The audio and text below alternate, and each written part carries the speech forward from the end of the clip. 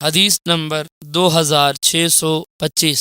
حضرت عبداللہ بن عمر بن عاص رضی اللہ عنہ بیان کرتے ہیں کہ رسول اکرم صلی اللہ علیہ وسلم کو خبر دی گئی کہ میں کہتا ہوں جب تک میری زندگی ہے میں رات بھر قیام کروں گا اور دن کو روزہ رکھوں گا۔ تو آپ نے فرمایا تم نے یہ بات کہی ہے؟ میں نے عرض کیا جی ہاں یا رسول اللہ صلی اللہ علیہ وسلم، میں نے کہی ہے۔ تو رسول اکرم صلی اللہ علیہ وسلم نے فرمایا تمہیں اس کی طاقت نہیں، پس روزہ رکھو اور چھوڑ بھی دو، سو اور قیام بھی کرو، ہر مہینے میں 3 دن روزہ رکھو، کیونکہ نیکی کا ثواب اس کی 10 مثل ہوتا ہے اور یہ عمر بھر روزہ رکھنے کی طرح ہوگا۔ وہ فرماتے ہیں میں نے عرض کیا کیا مجھے اس سے زیادہ کی طاقت ہے؟ آپ نے فرمایا 1 دن روزہ رکھو اور 2 دن افطار کرو۔ میں نے عرض کیا یا رسول اللہ صلی اللہ علیہ وسلم مجھے اس سے زیادہ کی طاقت ہے۔ آپ نے فرمایا 1 دن روزہ رکھو اور 1 دن چھوڑ دو، اور یہ حضرت داؤد علیہ السلام کا روزہ ہے اور یہ روزوں کا بہترین طریقہ ہے۔